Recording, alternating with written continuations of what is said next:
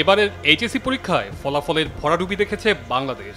আসছে ধারাবাহিকতায় এবারের এইচএসসি ও সমমানের পরীক্ষায় ফল পুনর্নিরীক্ষণ বা বোর্ডে খাতা চ্যালেঞ্জের জন্য রেকর্ড আবেদন জমা পড়েছে। দেশের 11টি শিক্ষা বোর্ডে মোট 2,26,000 শিক্ষার্থী 4,28,000 খাতা বোর্ডে খাতা চ্যালেঞ্জের জন্য আবেদন করেছেন। শিক্ষা বোর্ড সূত্রে জানা গেছে, আবেদনের এই রেকর্ডের তালিকায় সবার উপরে নাম রয়েছে ঢাকার, আর তারপরেই রাজশাহী এবং সবচেয়ে কম পাশ করা কুমিল্লা বোর্ডের। অন্যদিকে সবচেয়ে কম আবেদন পড়েছে বরিশাল শিক্ষা বোর্ড। ঢাকা বোর্ডে 2,92,056 জন পরীক্ষার্থীর মধ্যে ফল পুনর্নিরীক্ষণের জন্য আবেদন করেছেন 66,150 জন, যা থেকে জমা পড়েছে মোট 1,36,506টি খাতা। কুমিল্লা বোর্ডে 99,576 পরীক্ষার্থীর মধ্যে 22,503 জনের 42,044টি খাতা পুনর্নিরীক্ষণে আবেদন করেছেন।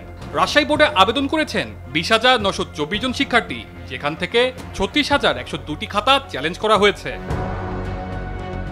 চট্টগ্রাম বোর্ডে 1,01,849 পরীক্ষার্থীর মধ্যে 22,595 জনের আবেদন থেকে 46,148টি খাতা পুনর্নিরীক্ষণের তালিকায় এসেছে।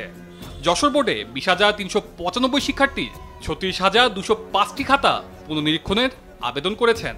দিনাজপুর বোর্ডে আবেদনকারীর সংখ্যা 17,318 জন এবং খাতা 29,297টি। ময়মনসিংহ বোর্ডে 15,598 জনের আবেদন থেকে খাতার সংখ্যা দাঁড়িয়েছে 30,736টি। সিলেট বোর্ডে আবেদন করেছেন 13,044 জন শিক্ষার্থী এবং সেখানে 23,082টি খাতা চ্যালেঞ্জ করা হয়েছে। কারিগরি শিক্ষা বোর্ডে 12,007 জন শিক্ষার্থীর আবেদনে 15,378টি খাতা পুনর্নিরীক্ষণের তালিকায় এসেছে।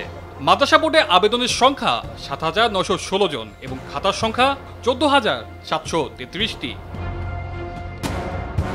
সবশেষে বরিশাল বোর্ডে আবেদনকারীর সংখ্যা সবচেয়ে কম, মাত্র 8,011 জন শিক্ষার্থী।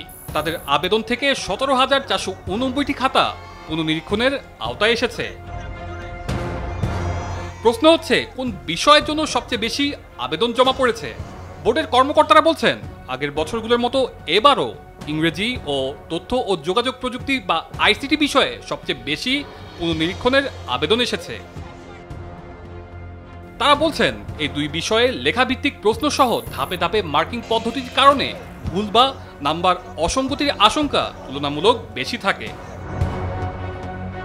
শিক্ষার্থীদের অভিযোগ, বিশেষ করে ইংরেজি দ্বিতীয় পত্র এবং আইসিটি তত্ত্ব অংশে তাদের প্রাপ্ত নম্বর প্রত্যাশার তুলনায় কম এসেছে। এখন দেখার বিষয়, বোর্ডে খাতা চ্যালেঞ্জের পর কতজন শিক্ষার্থীর কপাল খোলে। তানজিলুর রহমান তুষার, বৈশাখী সংবাদ, ঢাকা।